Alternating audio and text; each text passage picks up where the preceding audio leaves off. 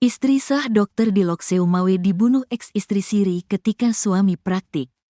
Seorang perempuan ditemukan dalam kondisi meninggal dunia di rumah toko, ruko, yang juga berfungsi sebagai tempat praktik dokter di Jalan Merdeka, Gampong Kutablang, Kecamatan Banda Sakti, Kota Lokseumawe, Senin, tanggal 8 Oktober tahun 2024, malam. Tidak lama kemudian, Unit Inafis Satreskrim Polres Lokseumawe melakukan olah tempat kejadian perkara, TKP, terkait penemuan mayat tersebut. Kapolres Lokseumawe AKBP Hengki Ismanto, melalui Kasat Reskrim Ibtu Yuda Prasatya SH menyebutkan, tim Inafis tiba di lokasi pukul 20.35 waktu Indonesia Barat.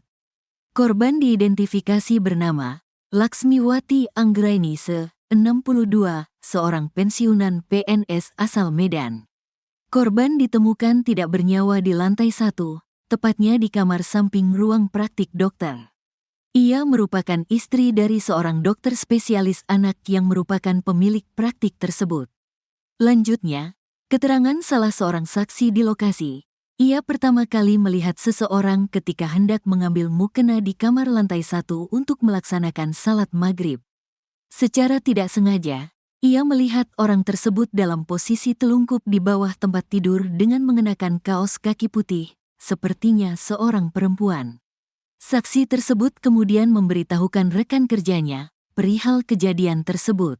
Pada saat yang bersamaan, sebut Ibtu Yuda, dokter spesialis anak tersebut yang baru selesai melaksanakan salat maghrib di lantai 2, memasuki kamar utama untuk mengajak istrinya makan malam. Ketika tiba di kamar, ia menemukan Laksmiwati dalam posisi terlentang dan sudah tidak bernapas. Dengan segera, dia meminta bantuan asisten rumah tangga untuk membawa korban ke RS Bunga Melati. Korban diduga dianiaya, sehingga meninggal dunia. Dugaan adanya unsur pidana tersebut menguat saat unit Inafis tiba di lokasi untuk melakukan olah TKP dan mengumpulkan barang bukti sebagai petunjuk, katanya. Kasat Reskrim merincikan, korban ditemukan di kamar lantai 1 dengan sejumlah barang bukti yang mengindikasikan adanya kekerasan di kamar utama lantai 2. Polisi menemukan bercak darah, beberapa helai rambut, papan nama kayu di bawah tempat tidur, dan tali plastik hitam sepanjang sekitar 1 meter yang diduga digunakan untuk menjerat leher korban.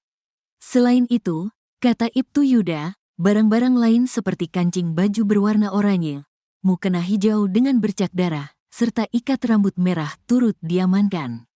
Di kamar samping ruang praktek dokter, petugas juga menemukan sepasang sandal hitam, tutup botol minum Tupperware merah, dan botol minum serupa yang berada di meja praktik.